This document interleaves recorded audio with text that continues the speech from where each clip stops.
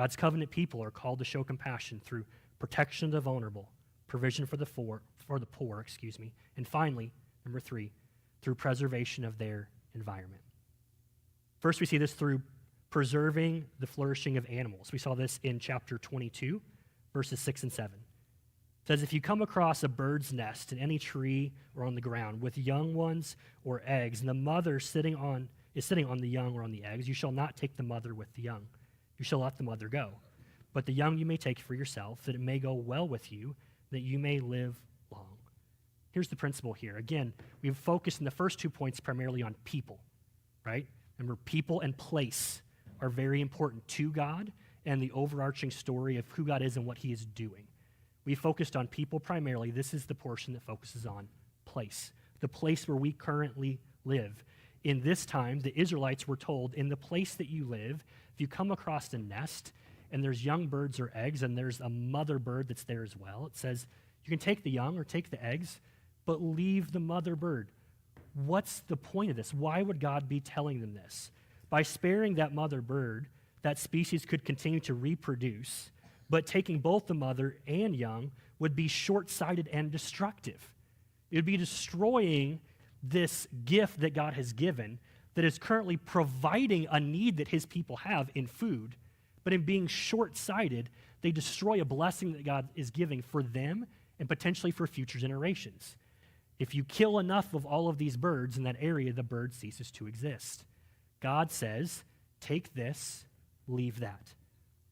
What does that look like potentially for us? It could look like something as simple as if you love to hunt or fish, just follow the regulations for that season or for that animal.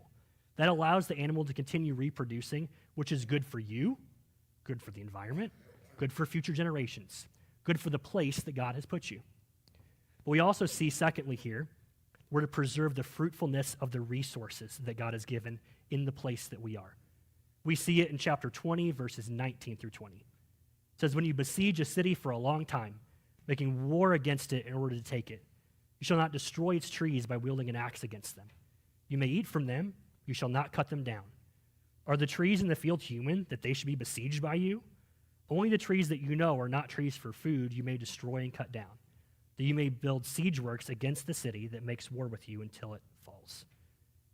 Food trees, fruit trees, in that time in ancient societies were vital. They were a vital source of food for the community.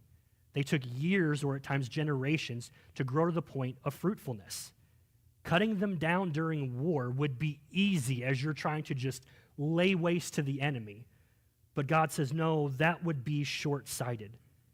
It would leave you and future generations without the gift of food that this is. You're not caring well. You're not preserving the place, the environment that I've put you in. What does this look like for us potentially in the here and the now? I think it can look like as we consider what is built and expanded in our own city, are we looking in a very short-sighted way or in a long-term way? And we can celebrate progress and new ideas and new buildings, and we can celebrate all of these things while at the same time going, what effect will that have now in the future? Let's not be short-sighted, thinking only of self in the here and the now, but let's think of the place that God has given us for now and caring well for it, not only for ourselves, but for our children or the generations to come. This shows a reflection of God's compassion and kindness towards us because God cares for the place where his people dwell. We know this because first and foremost, God is our place. He is our place. We dwell in him and he in us. But one day he will bring his people into a physical place of perfect fruitfulness that he's created.